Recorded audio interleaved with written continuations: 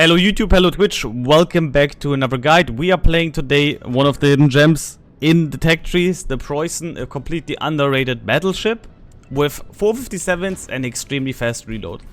You don't want to build this ship into secondaries, you want to build it fully into main guns. You will thank me later for that. Instead of Wing into your own death, you actually have a very capable ship that can dish out a lot of damage.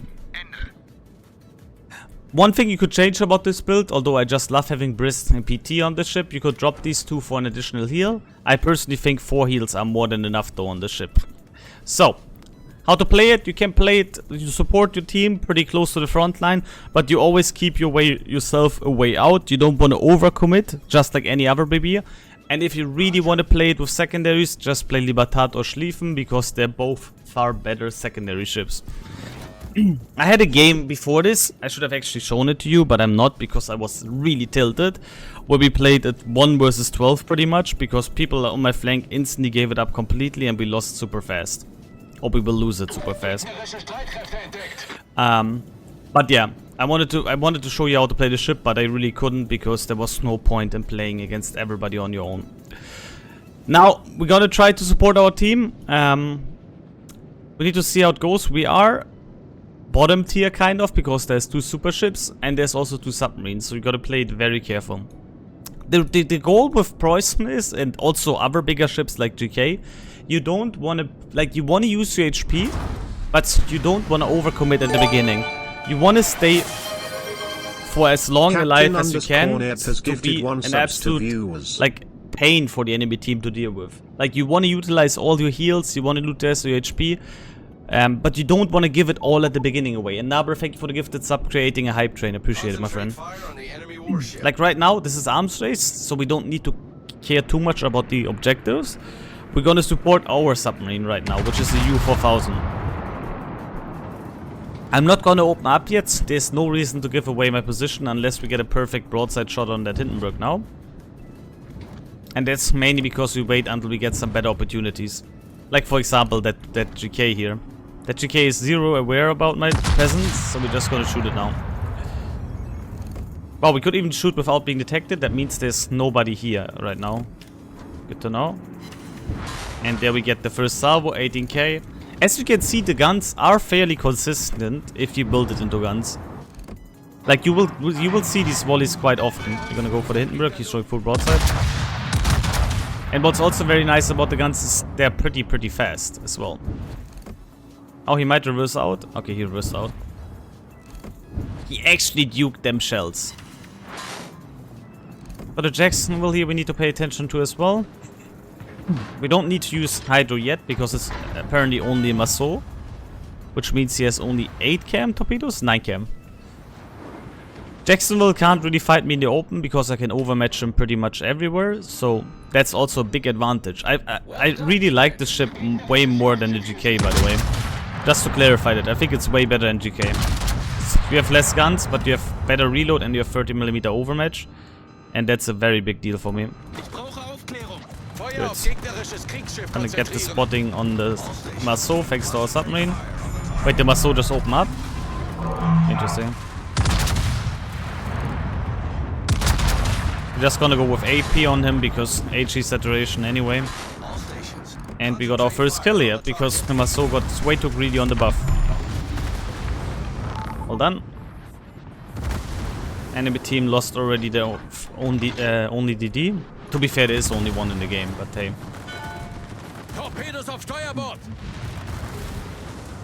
I'm gonna now focus on the GK.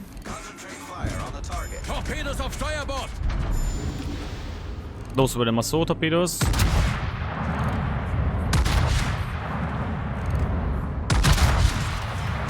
Now we're just gonna finish off the GK. Once the GK is dead, we can actually push fully into this flank here. And deal with the Jacksonville and Hindenburg as well.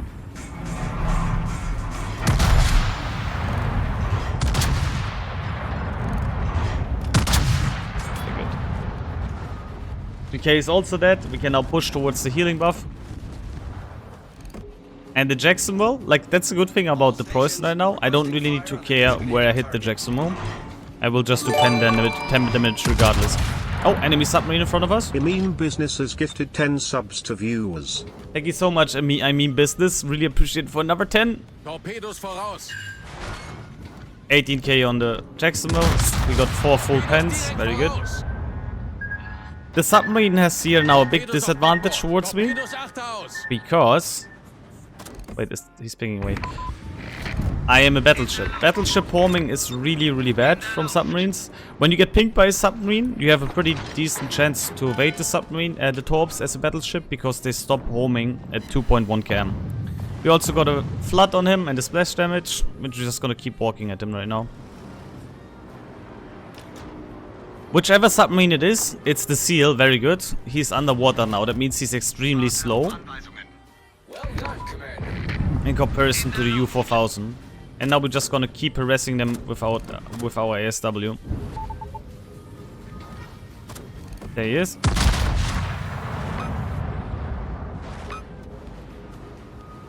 He should have a new oil leak now, or perma oil leakage now. We know where he was heading. I think he goes a bit away from us, so we should put it here.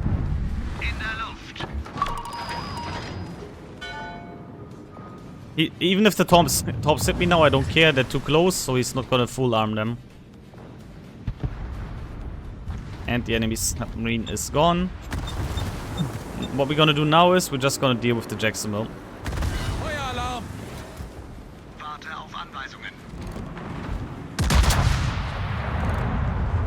We gotta have a way out here because Jacksonville and Tipper is gonna be and Hindenburg is gonna be a lot of damage on me. But again, the Jacksonville can't really trade well with me. Like, that's something you should always be aware of. With the Preussen, you have the 30mm overmatch.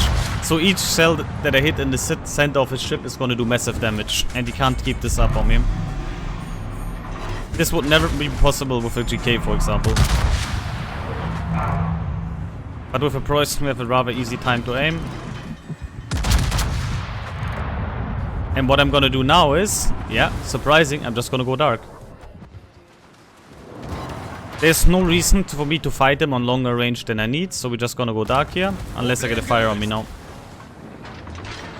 Do I get a fire on me, or not? I only gotta shoot if we get a fire again. Okay, we got a fire. If I wouldn't have gotten the fire, I would have let them come to me again. Also, this salvo looks really, really good. Yep.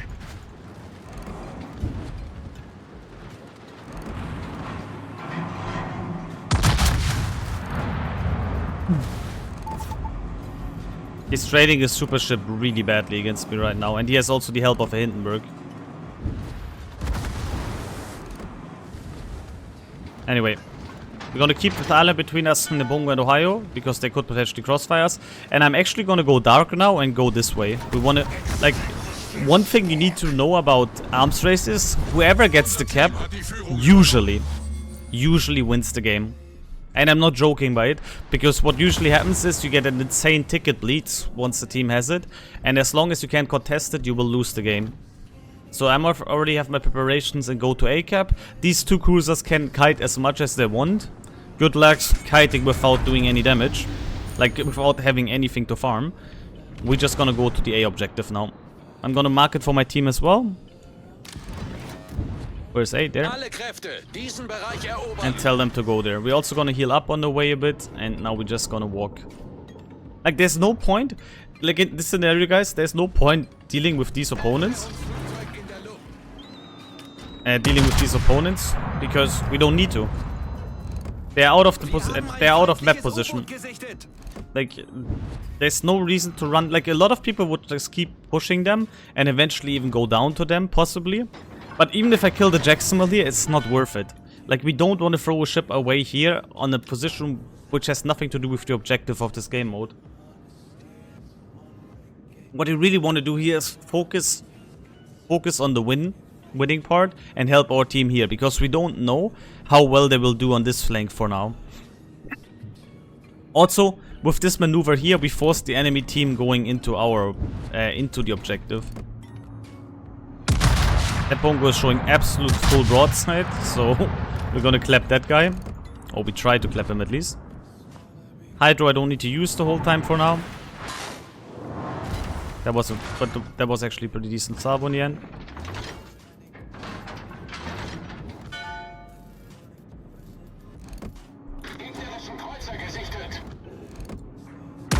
Jacksonville might even be dead here. Perfect, we caught them perfectly broadside. No Citadel, but still 11k damage. Pretty nice. And now he's so close. And Jacksonville is a pretty big ship after all. He should be even gone. And there we go. 30mm overmatch. Like with the reload we have now, due to the arms race buff, this is perfect. What's our reload right now? 15.6 seconds on 457mm guns. Just think about that, guys. That's a crazy value.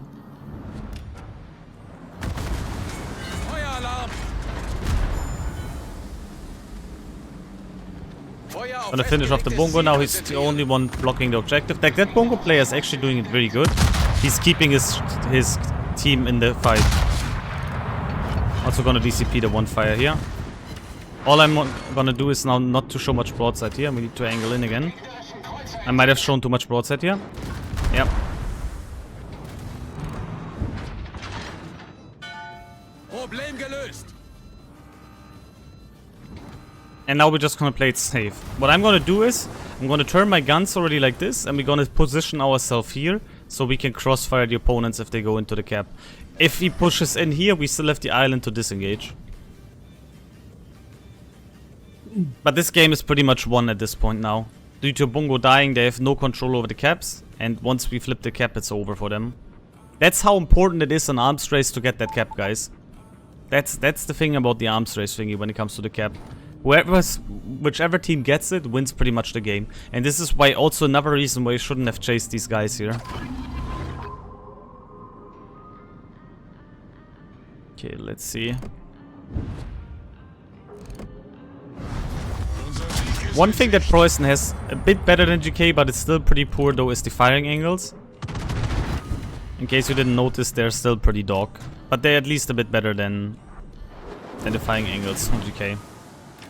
Good, he whiffed his Sabo completely. We can Citadel him. I'm gonna turn here because he doesn't have to reload to punish us. And look at this damage up. Like, look, the guns are not that bad. Like, the guns are really decent when you build into them. We're ending up even over 200, nice. That's pretty cool. I like that. Look at that damage output, guys. Especially in arms race, Preussen can get really disgusting. I mean, we're talking about 15-second reload with 457s. They do be hitting like a truck. Hindenburgs? Punish.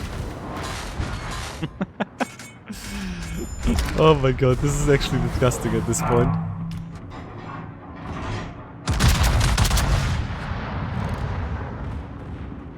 Holy reload, guys.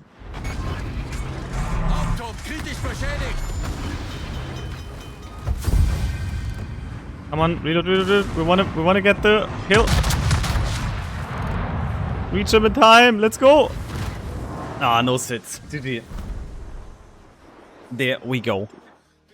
Hope you enjoyed this. We got an E in the end as well. We got Confederate. We got Dreadnought, 231k damage. We played it for the team. Defending the cap from the side, being second on the team after the K1. That's Preussen for you guys. It is a really underrated ship. Just don't build it in the secondaries and don't overcommit too early. The gun power of this thing is insane. We have, like, the accuracy is not the best. We don't need to talk about it. But if you build the guns into accuracy with the 7% dispersion mod and reload, they're still pretty good. And especially since on most cruisers, you don't even need to aim well. Like, you don't need to have particularly amazing dispersion, because all that's important is that you hit the middle of the ship roughly and you will overmatch him anyway. So, it is a pretty underrated and strong ship. And I really hope you like this demonstration on how to play Preussen. Build it into main guns. They clap. The reload is absolutely insane for such guns. The closer you get, the more you will also automatically hit. But also in range, it's pretty decent. And the shell speed is pretty fast. All you gotta do is to not show constantly broadside. The one time with the bongo, I was showing too much broadside. I was too greedy. But other than that, don't show broadside the whole time, because even though you can't really get citadels, you still get massive pen damage due to having so much armor. And do not go fully in at the beginning. Look for opportunities. Look also for ways to disengage. Like, the best example is that Hindenburg-Jacksonville engagement. I choose on purpose, I slowed down, because I knew, okay, these guys want to play the kiting game. Like, the wet dream of every cruiser is that BBs just come towards you, you kite away, and you farm them down while dodging most of the shells. And you don't want to play that game. You want to make them forced to play that game, the game that they need to push into you. And we did that by committing on the objective. Like, it's the same with... We were pretty much an A cap. Now imagine it would have been a cap game. We have A cap under control, and maybe even B or something. They need to come into us. There is no reason to overextend against cruisers in a battleship when you are in the lead. You want to bring them to you, because the closer they come to you, and if they push into you, it's way easier to punish them. So, thank you so much for watching. I hope you enjoyed this how to play Preussen guide, and I'll see you on the next one. Bye bye, my friends.